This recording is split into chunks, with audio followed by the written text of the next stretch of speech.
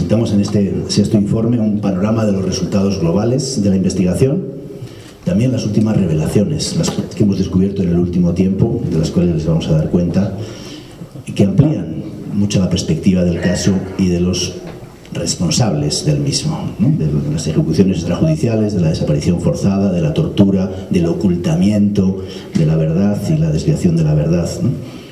Este informe, como saben, se da en el último mandato del GEI y hay muchos obstáculos que se necesita superar todavía. En esta etapa hemos trabajado en los últimos tiempos, en los últimos 2 años y medio, con la nueva Fiscalía. Se creó la UEILCA, la nueva Fiscalía para el caso Ayotzinapa. Trabajamos también con los representantes, trabajamos con la COBAG, ¿no? Con la Comisión de la Verdad del caso Ayotzinapa, para empujar en la búsqueda de la verdad, ¿no? El desafío fue monumental. Primero porque cuando el fiscal, el liderazgo del nuevo fiscal Omar Gómez Trejo, ¿no? Un liderazgo muy importante para la investigación y para el caso, el desafío fue contar con la confianza que avanzasen investigaciones con la necesaria independencia y también reconstruir un caso complejo que estaba basado en gran parte en el uso de declaraciones bajo tortura y una falta de pruebas más allá de esas cuestiones.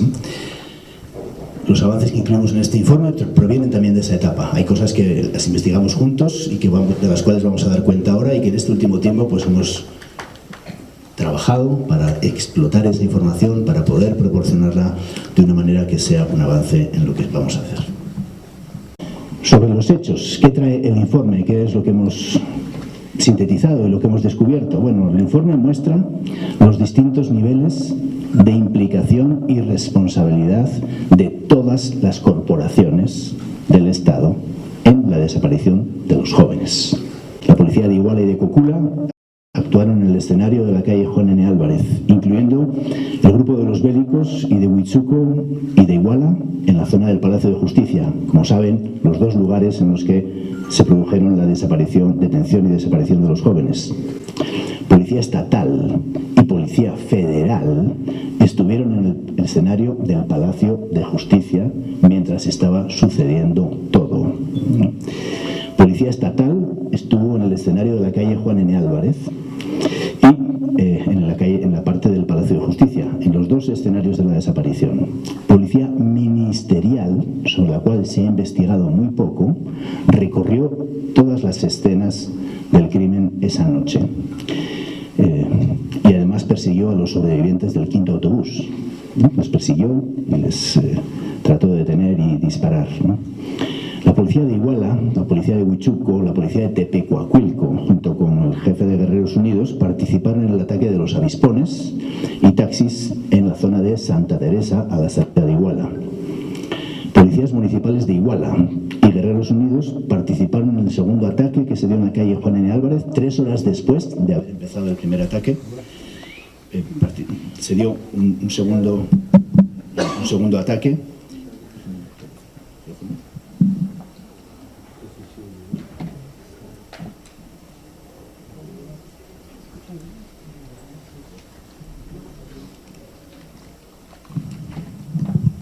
Listo, perfecto, perdón.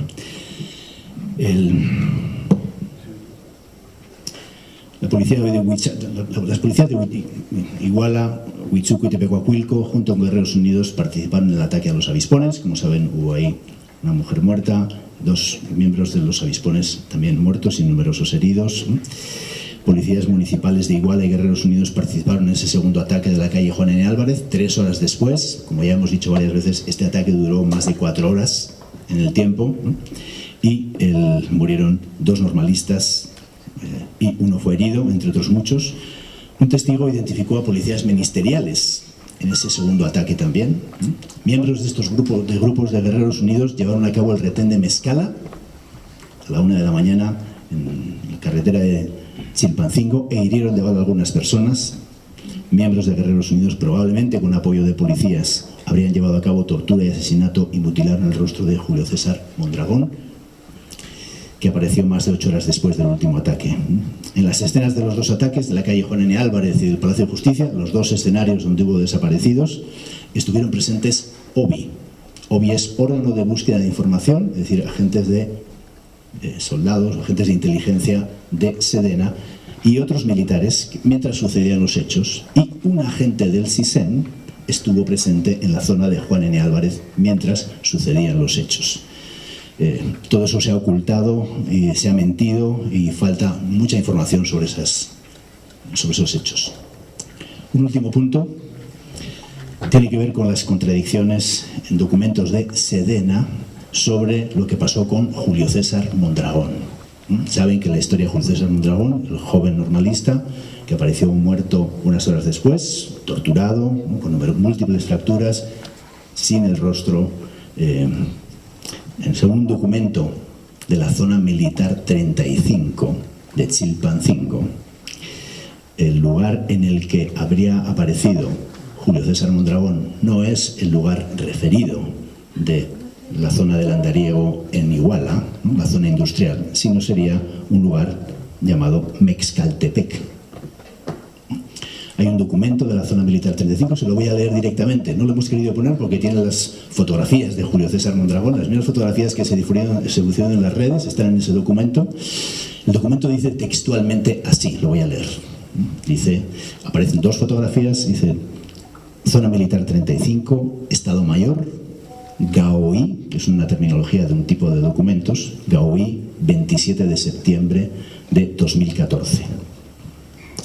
Aspecto general del cuerpo sin vida del sexo masculino localizado en las inmediaciones del poblado de Mexcaltepec, municipio de Tasco de Alarcón.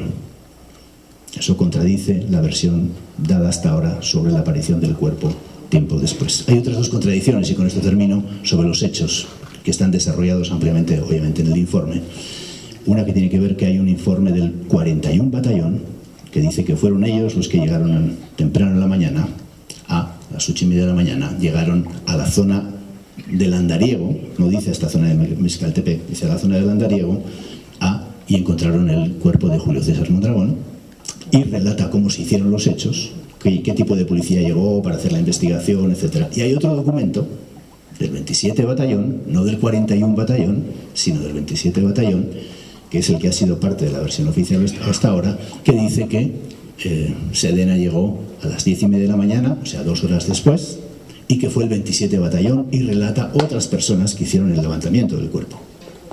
Hay una evidente contradicción en estas dos cuestiones: quién fue, el 41 o el 35 o el 27, y hay un documento de la zona militar 35 que ese cuerpo dice no se encontró. Las fotografías corresponden a Julio César, obviamente, el cuerpo de Julio César no se había encontrado en esta zona del Andariego en Iguala, sino en lo que les he contado, en las inmediaciones de Mexcaltepec.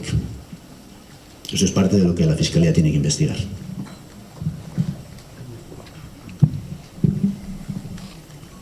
A continuación, vamos a complementar la información que vamos a dar con unas imágenes para comprender mejor no solamente la intención del GIEI en trabajar de manera técnica ante el cúmulo de información falsa, adulterada y modificada, que hemos optado por trabajar a través de medios objetivos sobre la base de realizaciones de dictámenes que nos permiten obtener también mucha información neutral, objetiva, y que nos permite contrarrestar la información que dieron en declaraciones todas las personas que han declarado en las averiguaciones o en las carpetas.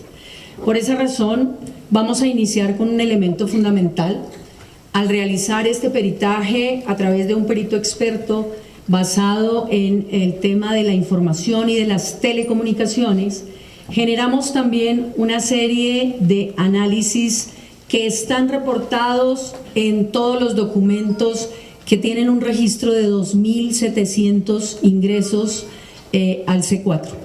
El C4 era y es todavía un centro de información que recibe todas las llamadas y todas las denuncias que se hacen en diferentes municipios y estados del país.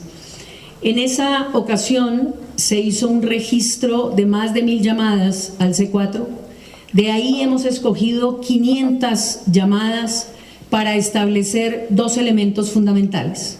El primero, hemos oído a través de las diferentes narraciones y entrevistas que el ejército no tenía conocimiento, que la Policía Federal no conoció, que los estatales no sabían qué estaba pasando porque se concentraron en el Ceferezo, y así sucesivamente todos los órganos, salvo la Policía Municipal de Iguala y Cocula, que fueron que actuaron. ¿Qué es lo que realmente aparece en esta imagen? Que obviamente por el tamaño se ve pixelada, pero que la encuentran muy bien graficada en el informe.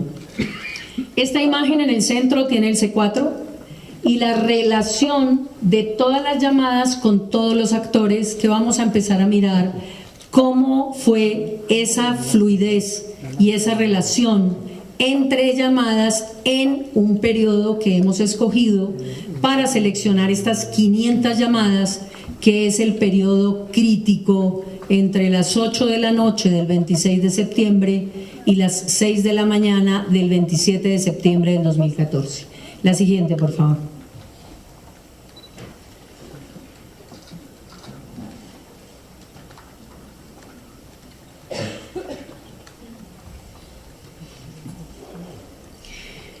Como pueden mirar ustedes aquí, tenemos una relación permanente entre el C4 y Sedena. Esa relación permanente de llamadas es un flujo bidireccional. Llamadas del C4 hacia Sedena y llamadas de Sedena hacia el C4. Recordemos que en Sedena se encontraban 2 hombres de Sedena designados en las 2 secciones que tiene el C4.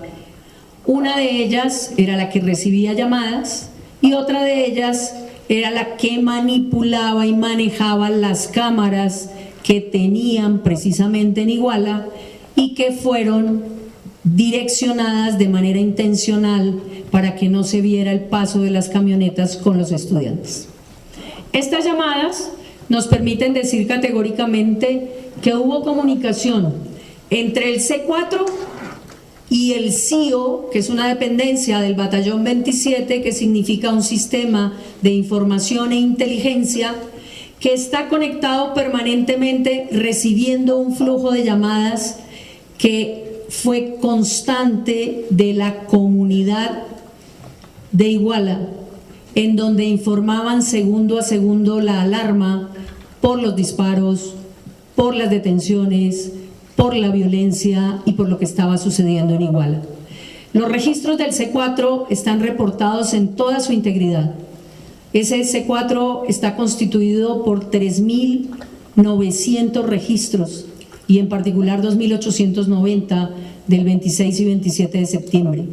Cada registro a partir de las 8:30 o 8:40 narra los hechos que sucedieron en Iguala: llegada de los estudiantes, toma de autobuses, disparos, muertos. Ustedes van a ver reportes cada 3, cada 4, cada 5 minutos de la comunidad de Iguala reportando esto. Sedena reporta a sus subalternos, entre esos a los OBIs, órganos de búsqueda de inteligencia, que estaban haciendo actividades en las zonas de las desapariciones de los muchachos. Y en esta imagen ustedes verán también cómo hubo comunicación de Sedena, CIO, y hago esta aclaración, CIO, porque es el sistema de inteligencia, con el secretario de Seguridad Pública de manera reiterada. Es decir, tenían información permanente. Siguiente, por favor. En esta imagen, que simplemente grafica una serie de elementos particulares, estamos viendo la actividad de Sedena en torno también a otros actores. Vuelvo y digo, estas imágenes están perfectamente visibles en el texto y en la publicación de la página web, pero les cuento, son 3 imágenes que radican en lo que se han denominado el análisis de nodos, para mirar la correlación de información que surge a través de estas comunicaciones. y vamos a hablar de lo que se conoce como el nodo del Batallón de Infantería 27 de Sedena. Registra comunicaciones en ese periodo con la Comandancia de Iguala, con la Policía Ministerial de Iguala, con la Comandancia de Cocula, con la Policía Municipal de Iguala, con el Ayuntamiento de Iguala, con la 9ª Región Militar, con la 35 Zona Militar, con el comandante coronel del 27 Batallón y varios soldados del Sistema de Información e Inteligencia, con una intensidad de comunicaciones relevante. Es decir, por el solo hecho del número de comunicaciones se sabía que la alerta y la alarma era clara y había comunicación permanente entre estos elementos. Pero encontramos también una serie de llamadas bien llamativas y ustedes van a entender por qué hacemos este panorama en el último nodo. Y es porque además de las comunicaciones con las autoridades, existen comunicaciones con otras personas que están debidamente identificadas en el peritaje, pero que por ser materia de investigación no se publicaron con los nombres en el informe, pero que simplemente nos vamos a referir a elementos particulares como comunicaciones con radios taxis o taxis en el momento de los hechos, con personas desconocidas que no se han logrado identificar y que estamos sugiriendo a la Fiscalía que lo haga. Y desde ese punto de vista también tenemos elementos para hablar de otras relaciones que al parecer son sedes de Sedena no institucionalizadas. Siguiente, por favor. En este caso en particular ustedes van a ver también la relación insistente de comunicaciones entre el secretario de Seguridad Pública, la Policía Municipal de Iguala y el C4. Es decir, todo estuvo triangulado permanentemente con la información que se recibía. Técnicamente el C4 lo que hace es hacer un registro de la llamada de alerta, petición de ayuda o emergencia y se la transmite en esos mismos términos a la Policía Municipal y a la vez al Secretario de Seguridad Pública. Siguiente, por favor. En este nodo en particular ustedes van a ver cómo el Secretario de Seguridad Pública no solamente interrelacionó con autoridades, sino que aparecen una serie de personajes que los van a ver ahí y nos surge un actor nuevo y son los policías de tránsito de Iguala. Y nos surge una identificación clara con una comunicación permanente y relevante con automotores. Ya mirarán dentro del esquema que yo reservo alguna información. Automotores, una oficina que está establecida en Iguala, que se supone que realiza negociaciones de autos, pero una llamada a las 11 de la noche a automotores o una llamada a la 1 de la mañana a automotores, pues creemos que tiene que ser investigada en relación con las llamadas que se hacen en esos momentos y la vinculación en particular. Encontramos que también hay personas se comunica con el subsecretario de Seguridad Pública y se comunica con personas que están plenamente identificadas, pero también otras que estamos en la búsqueda de información para completar el cuadro. Siguiente. En este nodo tenemos al subsecretario y el subdirector, vemos, de Seguridad Pública, también una comunicación constante con diversos actores, pero es el que se encarga de comunicaciones con Cocula. El municipio de Cocula, ustedes ya conocen la historia, el municipio de Cocula tiene una serie de elementos relevantes: participación de la policía, falsificación de bitácoras, pérdida de información. Y sobre esos supuestos, actuación en el momento de las desapariciones. Siguiente, por favor. Aquí vamos en una secuencia importante que hemos destacado de manera ejemplificativa. No es exhaustiva, ustedes encontrarán en el informe muchísima más información Y en el peritaje hay muchísima más información que en el informe para hacer un trabajo de disección temporal de la forma como estaban agrupados los cuerpos en particular que intervinieron en Iguala. Hemos señalado la hora crítica fundamental, simplemente una recordación. Cuando nosotros hacemos el primer informe, decimos categóricamente que los muchachos llegan a Iguala después de las 8:30 de la noche, toman un bus que va a la camionera, 8 de los estudiantes, llegan a la camionera, cierran el bus, los estudiantes llaman a los otros estudiantes y los 2 buses que estaban flanqueados, tanto en la salida de Iguala como en el rancho del cura, entran a la camionera y todo este movimiento surge entre las 9:05 de la noche y las 9:19 de la noche, cuando sale el último autobús por la zona de Altamirano. El marco, no me pases todavía, déjame esta por favor, gracias Ceci. En este caso en particular, entonces empezamos a ver que los buses llegan al Palacio de Justicia hacia las 9:39 o 9:41 de la noche. Esto recorrido que hacemos también con GPS, con información de testigos y con cruce de comunicaciones. En este caso en particular vamos a ver cómo a las 21:40 los estudiantes se encuentran en el Palacio de Justicia en uno de los buses que se movilizaban. Una aclaración para que lo sepan, para poder ver y visualizar la imagen se hizo esta expansión de los puntos, pero ellos están concentrados en el punto que se llama Palacio de Justicia. Los estudiantes hemos radicado aquí también con el seguimiento técnico georreferencial de los estudiantes a 11 de los estudiantes que estaban en el bus 1531 que estaba en el Palacio.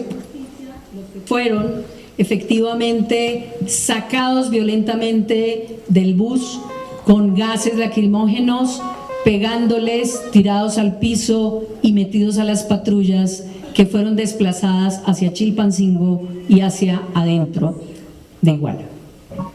En este caso ven ustedes que además de los estudiantes está presente Policía Federal. Se afirmó que ellos no estuvieron ahí. Ya teníamos un elemento probatorio que los situaba en el sitio, pero las comunicaciones nos permiten afirmar que estaban presentes. Segunda imagen, por favor. En este caso en particular, también empezamos a ver por la ubicación de las comunicaciones ya el movimiento de otros actores. Y fíjense que es la misma hora, 21:40, y en esa secuencia empezamos a ver cómo existe movimiento ya de Policía Municipal, Delincuencia Organizada, Secretaría de Seguridad Pública, movimiento de Sedena, movimiento de Policía Federal, movimiento de Policía Municipal de Iguala, y obviamente referenciamos con respecto a la zona donde estaban los estudiantes. Esto para decirles que efectivamente empezamos a ver en ese cuadro de comunicaciones la realidad de cómo estaban trabajando esa noche. Siguiente diapositiva, por favor. Aquí a la misma hora ya empezamos a ver también cómo tenemos información por 2 elementos probatorios de que Sedena, que está en lugares cercanos al batallón en este caso, y como pueden ver, aquí es el batallón abajo, Sedena, y arriba, que es la zona del centro de Iguala, ya hay un miembro de Sedena a esta hora.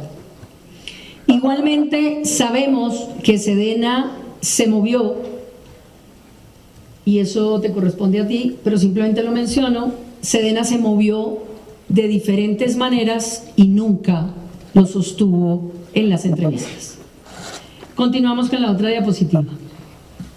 En este caso en particular, seguimos viendo cómo la delincuencia organizada aparece también en escena, en las 21:40, y están en el sector donde está también Secretaría de Seguridad Pública, donde hay gente que hay que identificar todavía, y que sobre esos supuestos también hay movimientos de delincuencia organizada, policía municipal, que pegan en la misma antena donde se encuentran algunos miembros de SEDENA.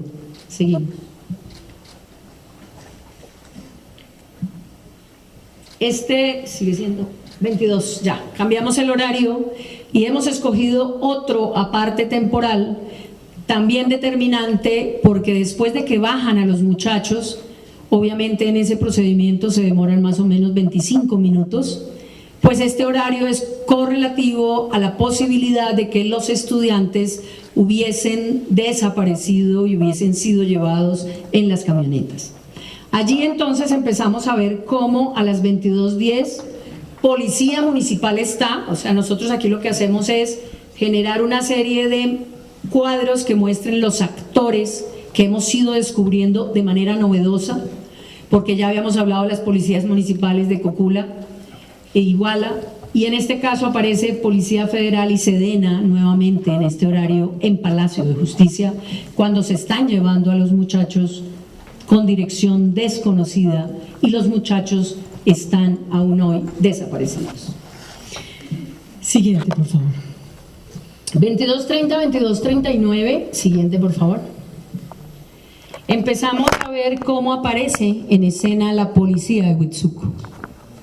Ya lo habíamos dicho nosotros intuitivamente por algunas declaraciones, pero nos lo confirma la comunicación, en donde aparecen varios de los policías de Huitzuco, pero también aparece correlación en la zona del Palacio de Justicia con SEDENA. Vuelvo y repito, estas personas están identificadas, pero no se hace público por secrecía de la investigación, porque nosotros vamos a entregar ese peritaje a la Fiscalía como aporte en el tema del trabajo que se ha hecho. Siguiente, por favor. En este caso en particular también conocimos algo que no se había dicho, y es que SEDENA va al Palacio Municipal. Esto nunca lo dijeron en sus declaraciones iniciales, y sobre esa base hay un movimiento en esta hora en donde SEDENA se desplaza al Palacio Municipal. Siguiente, por favor. El mapa de localización de comunicaciones de las 00 horas, o sea, de las 12 de la noche del 26 a las 0009, pues nos permite tener un mapa mucho más interesante sobre el tema de algunos de los elementos que permiten decir cómo se mueven también las policías municipales y hacia dónde, y cuál es la relación con respecto a la delincuencia organizada y a la policía municipal. Es decir, ustedes van a tener una secuencia de 62 imágenes en el peritaje, no están todas incluidas en el libro, con los análisis correspondientes. Siguiente, por favor. Creo que es la última, ¿no? Sí, va. Bueno, varios actores, como ven ahí, digamos, ese análisis técnico ayuda a contrastar eso con las declaraciones, ¿no? Porque uno no sabe cuál es la verdad de lo que se ha contado hasta dónde. Bueno, la telefonía muestra una verdad desconocida hasta ahora de cosas que vamos a seguir profundizando. Son muchos detalles también, pero les pedimos también tener un poco de paciencia para poder ver el conjunto de la presentación, ¿no? Voy a tratar dos cosas que son claves, ¿no? Uno, el papel del CISEN, y otro, la actuación del Ejército, como una síntesis, ¿no? Respecto al CISEN, el Centro de Inteligencia en su momento, hoy convertido en CNI, lo que sabemos es que el CISEN hizo un seguimiento completo de las actividades de los chavos. Los chavos hay informes del CISEN que muestran el seguimiento de diferentes actividades, sus movilizaciones. Ese día solo hay 2 informes, que es raro comparando con los otros informes que hay, ¿no? Pero que muestran cómo se conocía que llegaban los jóvenes, que eran jóvenes de Ayotzinapa y que entraban a tomar autobuses para la marcha de la masacre conmemorativa de la masacre de Tlatelolco, ¿no? Hay un informe del CISEN que no había dado ninguna información sobre eso hasta ahora, descubrimos que hubo un agente del CISEN, como yo les he señalado antes, en el escenario de Juan N. Álvarez, es decir, uno de los escenarios donde se dio la desaparición de los jóvenes. Había un agente del CISEN. En su último informe, en su único informe que hemos tenido acceso, el CISEN señala que había un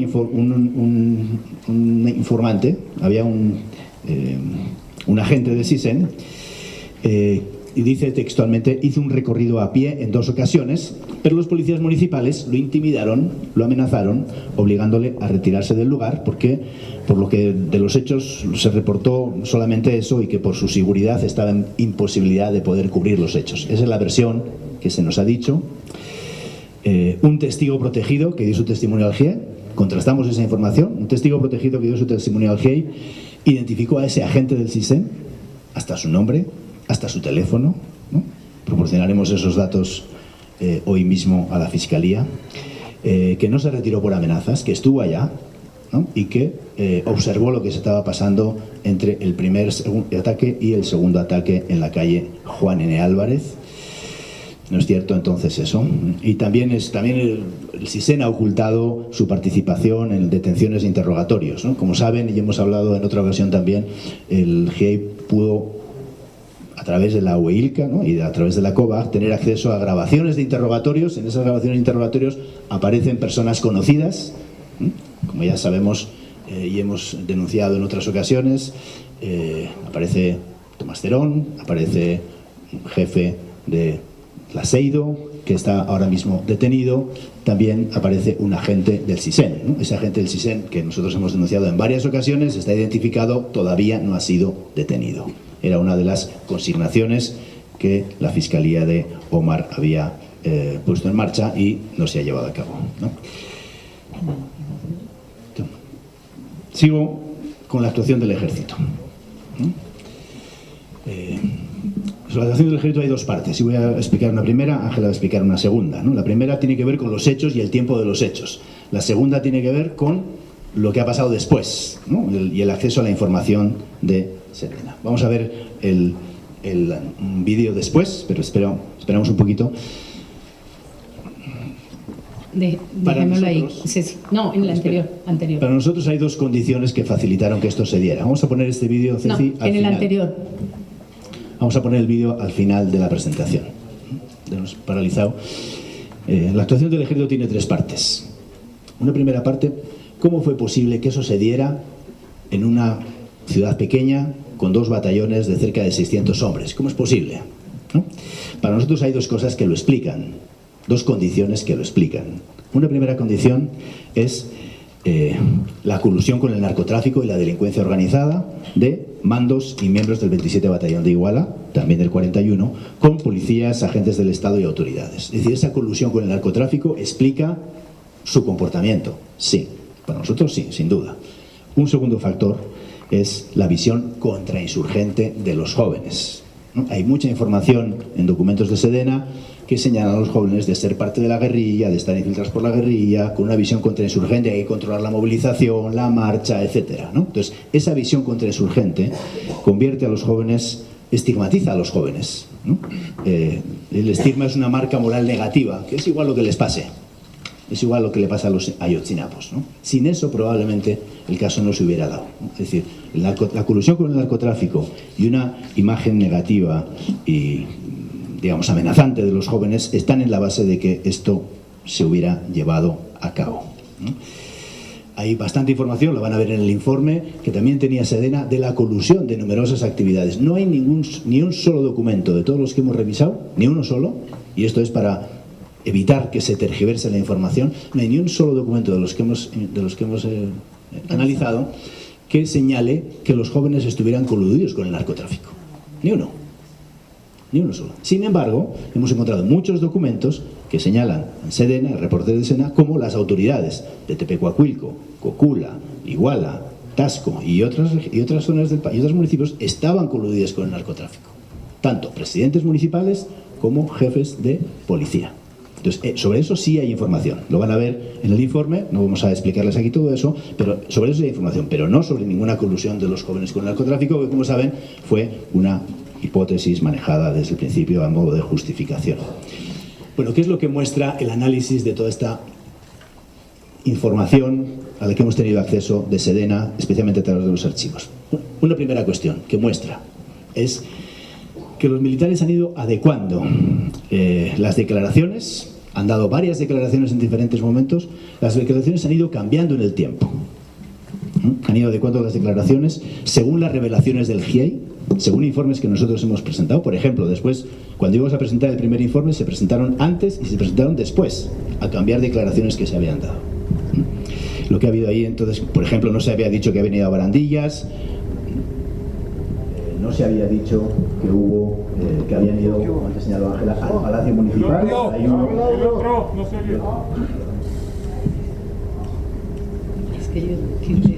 Hay más fuerte, ahí más cerquita, así, perdón. Les estaba contando que, por ejemplo, al principio no se dijo que habían pasado por Barandillas, solo se dijo que habían pasado por Barandillas cuando nosotros dijimos que habían pasado por Barandillas. Tampoco se dijo que habían ido al Palacio Municipal. Uno de los choferes de las camionetas que salieron esa noche, que conocía bien Iguala, porque era de allá, conocía bien las calles, todo, señaló que estuvieron en el Palacio Municipal. Eso no es información que existía. Entonces, estuvieron en el Palacio Municipal, donde estaba secretario de Seguridad Pública, las cosas que antes hemos visto en los mapas. Bueno, ¿qué pasó? ¿Qué pasó allí? ¿Qué se hizo? No sabemos. Eso es una información nueva, ¿no? Y eso no se reconoce en las versiones que se han dado, ¿no?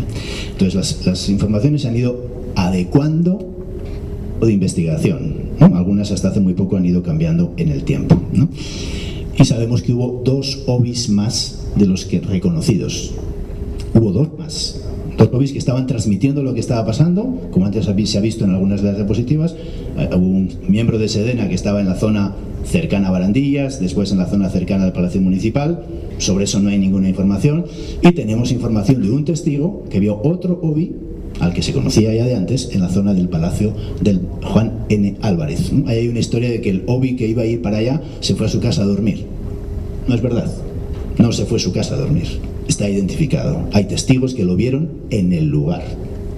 Sin embargo, la versión que se construyó, y este es uno de los OVIs, uno de los militares, cuya detención se había cancelado en agosto del año pasado, ¿no? Y que felizmente se ha reactivado también a partir de la presión que han hecho los familiares y que hemos hecho nosotros mismos para que eso se reactivara, ¿no?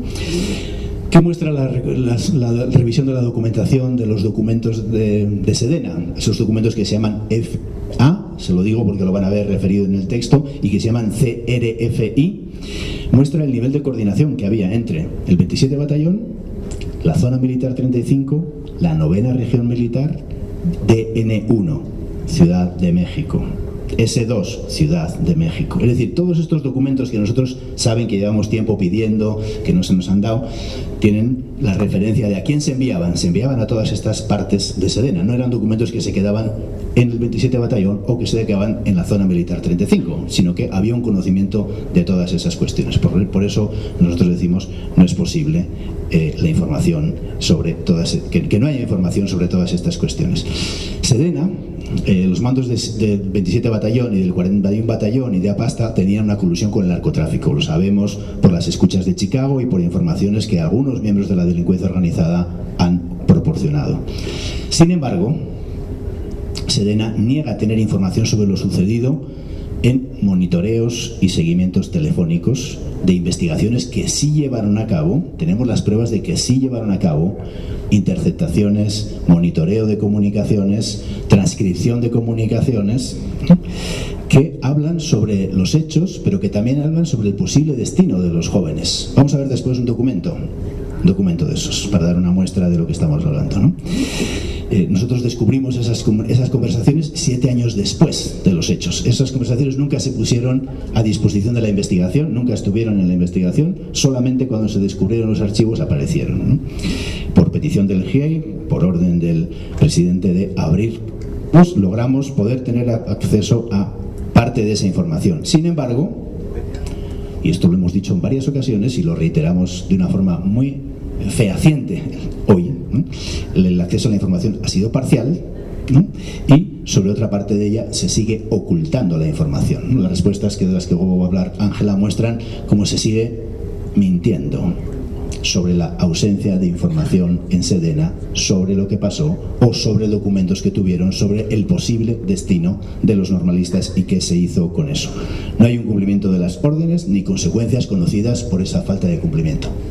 Nosotros los que vinimos a este país con el compromiso de que íbamos a tener acceso a toda la información disponible y es lo que hemos pedido hasta ahora. Eso es parte de lo que hemos visto sobre la colusión. Vamos a ver un vídeo, si podemos poner el vídeo, por favor, Ceci. Un poquito de paciencia les pido porque muestra visualmente algunas de estas cosas, ¿no? Porque una cosa es contarlas y otra cosa es verlas, ¿no? Si vemos el vídeo, lo que muestra es cómo se movieron algunos actores de Sedena. Yo les voy a contar lo que dicen en sus declaraciones y vamos a ver el contraste con lo que ahí aparece. Si le podemos dar. Listo. ¿Si le puedes poner? Sí. Listo. Ahí está. Esos son unos ejemplos solamente. Bueno, ¿qué es lo que estamos viendo ahí? Aquí a la derecha ven los movimientos y las horas de los movimientos. Vemos que un miembro de Sedena está desde las 20:35 a las 21:17, a las 21:42, a las 22:02, es decir, las que están pasando todas las cosas, se está moviendo entre esas dos torretas, ¿no? entre esos dos puntos. Un punto es hacia la zona de Barandillas, otro punto es el punto central de Iguala. Aquí vemos el OBI, que estuvo en el Palacio de Justicia. ¿Cuáles son los movimientos? La versión del OBI es que estuvo en el Palacio de Justicia una vez, dejó su moto allá, tuvo que volver al 27 Batallón y salió solamente a las 12 de la noche. Lo que vemos en la práctica es que eso no es cierto. Su teléfono da en el 27 Batallón, después da en el Palacio de Justicia, después da en la zona de arriba, después vuelve al 27 Batallón, vuelve otra vez al Palacio de Justicia, vuelve otra vez a aquella zona, es decir, se está moviendo toda la noche, ¿no? Él dice que solamente estuvo una vez en el Palacio de Justicia, que tuvo miedo porque los policías estaban muy agresivos, que dejó su moto allá y que después fue a la comandancia a buscar su moto. Un hecho absolutamente inconcebible en el medio de la tragedia que estaba viviendo y un desprecio a la dignidad y a la realidad de los familiares y de los propios jóvenes que estaban siendo detenidos y desaparecidos y que estuvieron en esa comisaría de Barandillas y las autoridades que estaban en el Palacio Municipal. Es decir, ese OBI no dice la verdad. Aquí esto es una muestra de que no. Bueno, esta información está en el peritaje para que se investigue. Este es el desplazamiento del comandante del 27 Batallón, ¿no? El comandante del 27 Batallón en su declaración dice el punto 1 y punto 2 que ven aquí a la derecha, ese punto es la zona del batallón, las torres del batallón. Pero las otras son torres que están en el centro de Iguala, ¿no?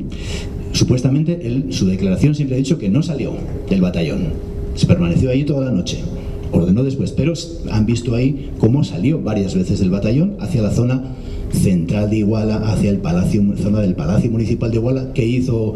¿Qué recorrido hubo? No sabemos con quién se comunicó, no sabemos, pero lo que sí sabemos es que no es cierta la historia contada. Bueno, aquí tienen la fuerza, ¿no? Las fuerzas de reacción Vázquez, una fuerza que sale a las 12 de la noche, y esta es la fuerza de reacción Martínez, que sale también a las 12 de la noche. Una va hacia la zona del ataque a los avispones, lo que han visto antes, y esta va hacia el Palacio de Justicia, y después hacia la zona central, y después a la zona Juan N. Álvarez, y después a la clínica. Eso es la versión contada. Lo que tenemos en este caso es, por ejemplo, sobre la historia de la Fuerza Vázquez, que fue a la zona de los avispones, que está allá abajo, hay un teléfono que da en esta otra torreta. Está a 18 kilómetros de ese lugar. ¿Por qué? No lo sabemos. Eso tiene que ser investigado, pero eso contrasta enormemente con las declaraciones que han dado. Sobre la Policía Federal, ¿no? Pues la Policía Federal dijo que ellos salieron a las 12 de la noche, fueron a la zona del Palacio del ataque a los avispones. Bueno, no. Estuvo en el Palacio de Justicia en las horas críticas, ¿no? 21:17, el 22:09 sale hacia la zona del Rancho del Cura, vuelve otra vez a la zona del Palacio de Justicia, se está moviendo entre la zona centro. ¿Qué muestra eso? Que digamos, Policía Federal estuvo moviéndose esa noche. Tenemos obviamente los mandos que hicieron eso, cómo se movieron, y muestra la movilización que se dio en ese tiempo. Lo mismo que antes, aquí tenemos los elementos de la Policía Federal que están en la calle, en la zona del Palacio de Justicia. Como saben, estos son escenarios claves. Esto es un escenario, tengo que recordárselo, de la desaparición de los jóvenes. ¿Estaba la Policía Federal durante el tiempo de desaparición de los jóvenes? Sí. ¿No? Durante el tiempo de la desaparición del ataque a los estudiantes y al chofer, estuvo. Policía Ministerial estuvo en la zona del Palacio de Justicia también, ¿no? Ha habido poca información sobre eso, pero estuvo allá. Bueno, listo. ¿Qué muestra esto? Paremos allá, ¿no? ¿Qué muestra esto? Muestra la movilización, muestra con datos duros de telefonía cuáles fueron los movimientos esa noche. Antes hemos visto con Ángela la red de comunicaciones, ¿no? La enorme red de comunicaciones, ¿no? Que muestra el nivel, la intensidad. Ahí hay personas que hablaron 100 veces por teléfono, 110 veces por teléfono, ¿no? Eso demuestra la intensidad de la comunicación en ese tiempo. No sabemos de qué estaban hablando, pero sí de que estaban activos en la comunicación. Aquí lo que vemos es por dónde se movilizaron y el contraste de lo que dijeron en las declaraciones, que no estuvieron, que salieron más tarde, que estuvieron en otro lugar, que nunca se estuvieron allá, con lo que da la telefonía en el análisis de los movimientos. Todo eso, como saben, está más documentado en el texto, está más documentado en el propio peritaje que vamos a entregar a la Fiscalía, pero muestra la absoluta inconsistencia de esas declaraciones y lo que se esconde detrás de esa verdad, y eso es parte de lo que necesita ser investigado, ¿no? ¿Qué se estaba haciendo allí? ¿Cómo se hizo? ¿Cuál fue el nivel de participación real que tuvieron estas corporaciones, estas personas clave en esa noche?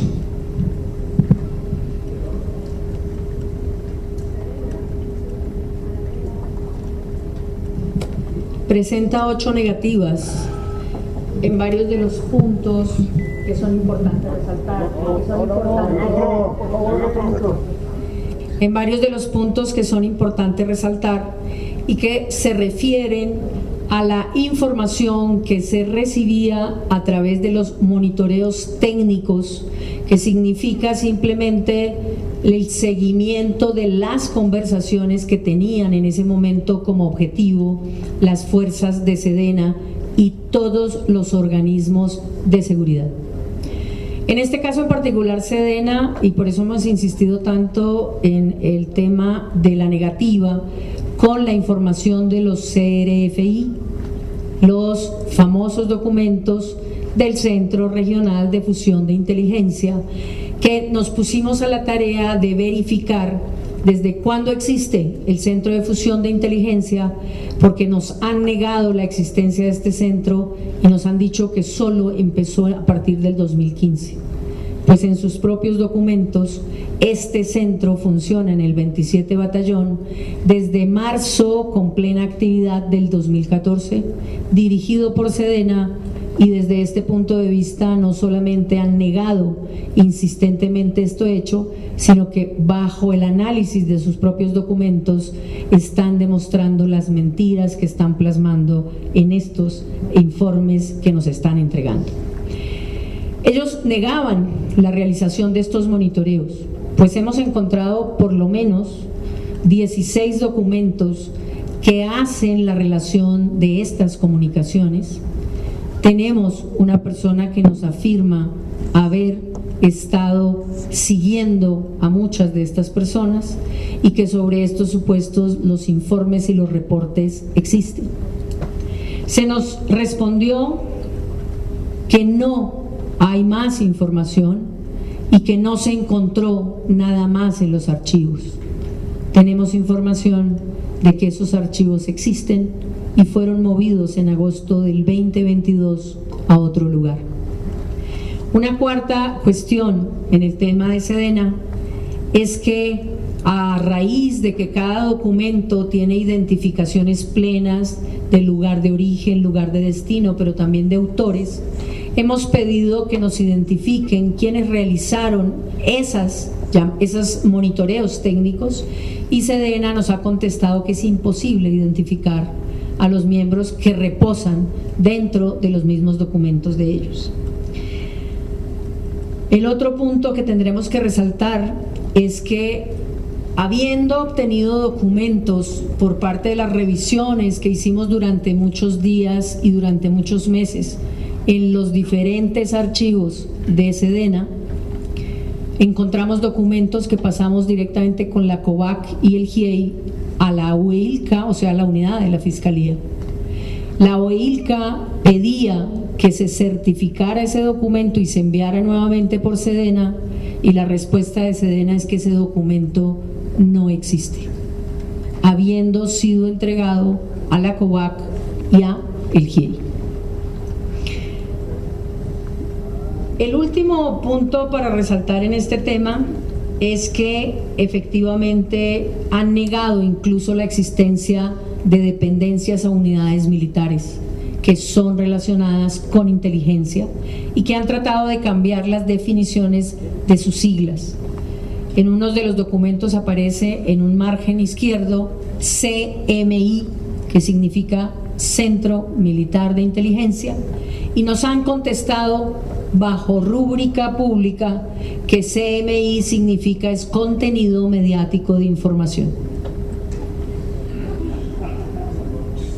Esa es la respuesta que hemos tenido en particular. Hay una cuestión que conocimos frente a ese mismo documento, en donde las respuestas de SEDENA a partir del año 2022 nos han entregado un documento secreto. Dicen lo siguiente: a partir de hoy, marzo del 22, ante las peticiones de la COVAC y el GIEI, vamos a disponer una junta que estará conformada por A, B, C y D para acordar las respuestas. Y esa respuesta será la que se dará por toda la institución.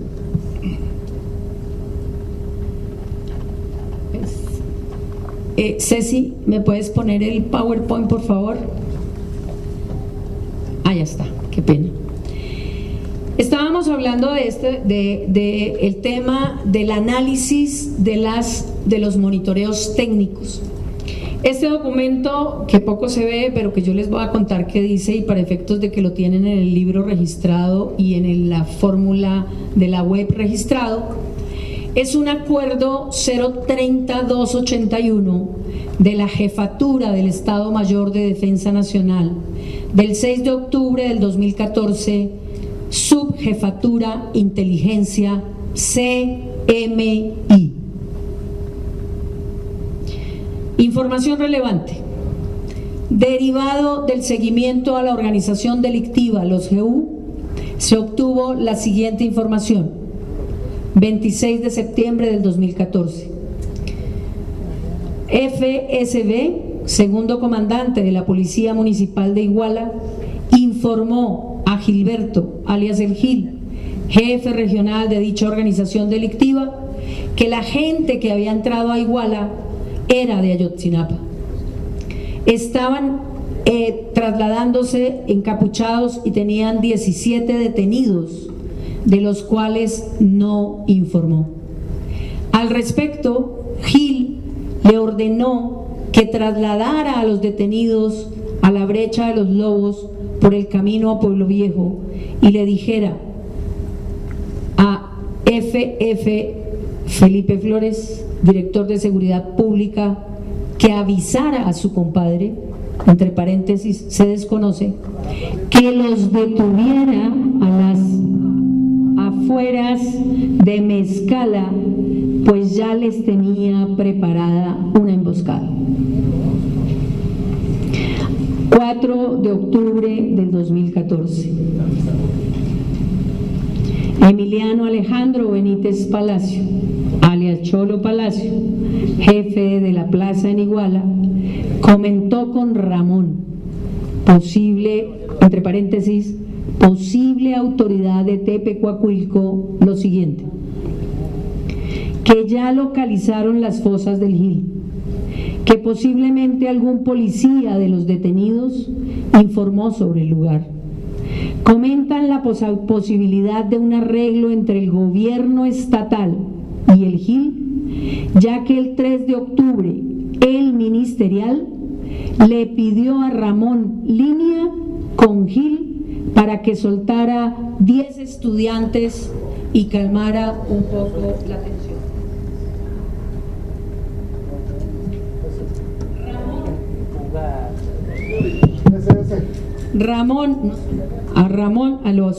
Ramón le indica al Cholo Palacios que él tiene escondido a Gil en una cueva en el cerro, pero que el 5 de octubre del 2014 se lo llevó para que estén juntos con el Cholo Palacios, pero que el 5 de octubre se lo llevara a un